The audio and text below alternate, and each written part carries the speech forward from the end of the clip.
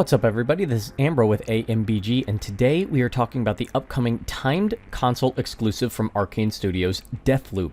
Deathloop will release on September 14th, 2021 for the PS5 and PC, and release on Xbox consoles 1 year following the initial release for $59.99 US.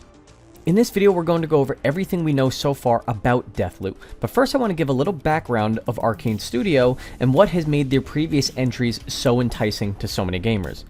Remember, if you enjoyed the video, to give it a thumbs up and also consider subscribing. It would really help out the channel and I would greatly appreciate it. So if you are unaware, Deathloop is being developed by Arkane Studios, which is the studio behind the Dishonored games. Dishonored is for sure the games that Arkane is most well known for, but they've also developed the recent Prey game. Dishonored 1 was released in October 2012 on the Xbox 360 and PS3 to critical and commercial success. The game is currently sitting in the high 80s on Metacritic and has won and been nominated for various awards for good reason. In Dishonored, you play as Corvo Otano, the last bodyguard of the Empress of Dunwall. Corvo is framed for the Empress's murder, and he has to stop at nothing in order to clear his name and save the Empress's daughter, Emily. This first-person action game was applauded for its freedom, its immersiveness into its setting, as well as having a star-studded cast for its voice actors. Actors and actresses such as Susan Sarandon, Lena Headey, Carrie Fisher, and John Slattery have contributed to the game and helped it become one of the most realized settings in a game of that era. Dishonored takes place in the fictional setting known as Dunwall. Dunwall is an industrial whaling city with a heavy steampunk and gothic influence. Dunwall suffered a deadly rat plague in the mid-1830s and still hasn't recovered. The city itself is rich in districts and places to explore, and thanks to the chaos system, which we'll go over later, the city is able to evolve due to your actions. That's not all, as Dunwall suffers from extreme class division and xenophobia, which sets some districts distinctly apart from others. Dishonored as a whole package is incredibly enticing, and certainly one of my favorites of the 360 PS3 generation. Everything from its well-realized setting to the game design and presentation make it a cohesive experience that's really hard to turn down as a gamer, assuming you're interested in this type of game. While it's not perfect, it just did so many things well. One of the biggest drawing points for Dishonored was the choice-based approach to navigating through the game's levels and missions. What I mean by choice-based approach isn't necessarily in dialogue options, but instead how you choose to play through any given mission. You can go through the entire level just running and gunning and killing everything in sight with no regard for subtlety, or you can go through a level without killing a single person, including your target. The choice is yours. The levels are all designed with fantastic verticality that really wasn't used too much in the genre at that time. Whatever playstyle you preferred, you basically had the ability to do it. You could spend hours, and I literally mean 2 to 2.5 hours, going through a level that you could frankly beat in a matter of minutes if you really tried. You would take all of this time simply because you wanted to learn everything about that mission. You would learn all the enemy NPCs' routines, check every single possible route in and out of the target's location, listening into NPC conversations, and more. If you played the game a certain way, it was so immersive and it was incredible. As a result of your actions, the game also had that chaos system which I mentioned before. Dishonored prides itself with its AI, and the chaos system responds to how players play the game. The game world and the AI will adapt to the player actions. The more destructive a player is, the more chaotic the world will become. If players are just running around stabbing every single thing that they see, the world will evolve into complete madness where NPCs are attacking each other, plagues of rats become more frequent, and the world through your eyes as the player just becomes more grim. The chaos system was more of a measure to the world's stability through your actions and less about morality. While freedom in approach to how to play a level was not new, it was executed so well in this game, and it felt meaningful with the way the world would react. Powers are also what make Dishonored so much fun. You have this arsenal of powers at your disposal so that you can complete your missions. Teleporting, possessing enemies, and more are all balanced with a perk system to help you create the assassin that you wanted to be. All of this wrapped up into one of the best stealth action games of the last generation, and a lot of these mechanics and ideas were expanded on in the sequel as well, which I won't cover in this video simply due to time constraints. The real reason I wanted to go through a little history of Dishonored is because Deathloop looks like Dishonored with guns. As you watch the trailers and the gameplay, it's very, very similar. You're going to have powers and abilities, you're going to have open-ended level and mission design, and you're going to want to immerse yourself in all of the NPCs' routines, listen in on conversations, and a lot of the same things that you did in Dishonored. But let's just start with the story of Deathloop, because to be honest, it's not that extensive. You play as an assassin named Colt, who finds himself stuck in an endless time loop on the island of Blackreef. As Colt, you are tasked with killing the keepers of the time loop, the 8 visionaries who have actually created the time loop to achieve immortality. You are stuck in the same 24-hour time loop, and every time you die, you restart the loop, but retain your memories while the rest of the island does not, barring a single individual/visionary named Juliana. Juliana is the other person on the cover of the game for reference. She is tasked with taking you out while you are trying to take out the visionaries. She retains all of her memories as well after every loop. Just to give you some background on who the visionaries are and who you're hunting down, they're actually a group of very ambitious people who run what's called the Aeon program, a project to chase eternal life. They've used themselves as the 8 anchors for a time loop to live forever. Though it sounds like they all have their own motivations. They also have superpowers granted by trinkets developed by the Aeon scientists. While we don't know all of the visionaries, here's a little sneak peek into a few of them and into the lore. You have Igor Serling, who is a self-proclaimed pseudoscientist and someone who just can't get no respect, quote-unquote. You have Alexis the Wolf Dorsey, who is actually seen in the recent State of Play from PlayStation. Alexis is an odd dog obsessed with wolves, and he thinks he's earned the title Alpha with his social and business prowess. Then you have Ramblin' Frank Spicer, who is a DJ and looks like he hangs out in this really heavily guarded studio, and it looks pretty cool. And then you have Juliana Blake. Again, Juliana is the special case amongst the visionaries because unlike the other ones, she retains her memories after every death loop. Her sole goal is to kill you and to stop you. We've also seen names like Harriet Morse, Dr. Wenji Evans, Charlie Montague, and Fia, I'm not even going to try pronouncing that last name.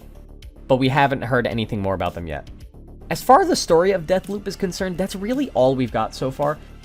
Dishonored, while it had a great setup for the story, it didn't have the most satisfying payoff in my opinion, but it did give you a reason to explore the world and the lore, and it appears to be more of the same here. We do know, if you take a look at the Deathloop website, they have said that there are going to be hidden messages around the island of Blackreef that are going to give you some more insight into the setting and to the lore to help immerse you. But let's get to the gameplay, which is frankly the main appeal of Deathloop. Gameplay is king, after all. So again, you're tasked with killing 8 visionaries across 4 districts. Each district is going to feel distinct from one another, and you can tackle any of the districts of Blackreef at any time and pick up clues along the way as you learn more about your targets.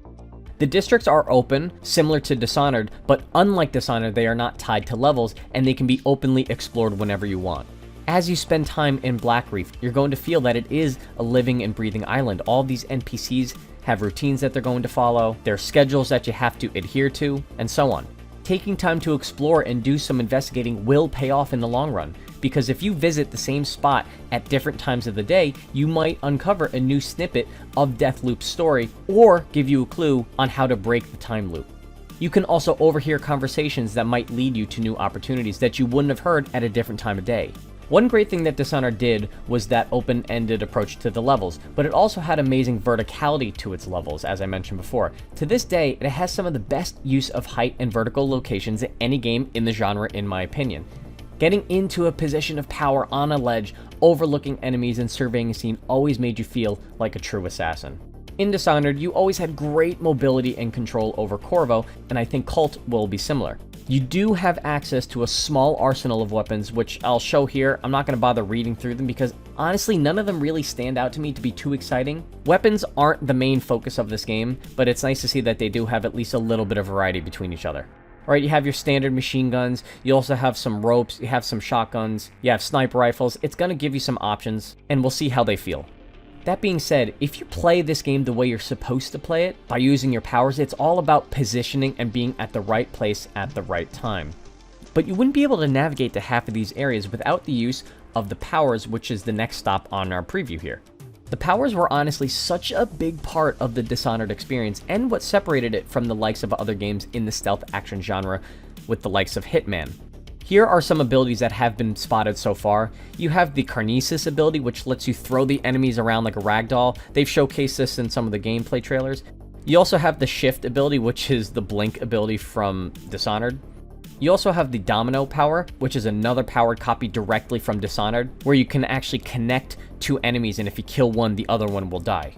But one ability that is new is the Reprise ability.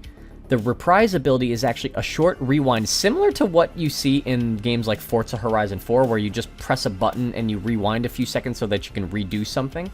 So when you use this ability, it will take you back to where you were a few seconds ago, and only you. Anyone that you have killed stays dead.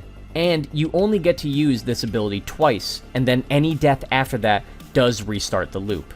Reprise is going to be one of your closest allies on Blackreef. This ability is going to be unlocked early, and as a result, death will not be an automatic restart. Oh, one really important note about Reprise is that killing Juliana will refill your Reprise charges, so it does actually pay off to hunt the hunter. Now, while the developers lose some points for recycling some of the powers directly from Dishonored, I do appreciate that they are keeping the game feeling familiar because, well, that's the appeal. The game isn't attempting to appeal to the masses, it has a target audience and is leaning into that fact. Arkane have also said that Deathloop's biggest abilities come from items called slabs that many of the visionaries possess. Grabbing the slabs for Cult will unlock their abilities for you to use. Kinesis, for example, can be snagged from Alexis the Wolf Dorsey. These slabs will obviously carry over each Deathloop so that you will continue to improve Cult's abilities and arsenal through each playthrough. The Visionaries also drop a resource called Residum, a resource that can be spent to keep equipment and powers across runs. So when you use the Reprise power to rewind death, you'll be able to return to where you fell to grab some of it there as well. Weapons and powers aside, the biggest resource at your disposal is information. This is essentially a roguelike game where after each run, not only do you get upgrades in between the loops, but you'll gain information on your targets, the guards' routines, information on paths to get into a building or area, and honestly, I'm expecting a lot of the runs in Deathloop could take you hours. Like honestly, some runs in Dishonored could take you hours if you got into it by listening into conversations, skulking around the rafters and the sewers, learning the best paths in and out of an area. It was so immersive. Now, I know we've talked mechanically about the different parts of the gameplay as if they were in their own silos, but honestly, in Dishonored, when all the different parts of the gameplay came together and was firing on all cylinders, it was a magical experience.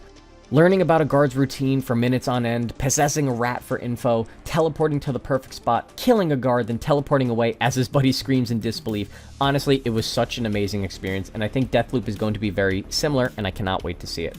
That being said, we can wrap up this gameplay section with one more interesting and pretty big deal with the game, and that is the PvP component to the game. Now, before you freak out, it's closer to the PvP experience in Dark Souls, where you can invade another person's playthrough and play as Juliana. Yes, you remember Juliana? She will be controlled by either an AI or controlled by another player.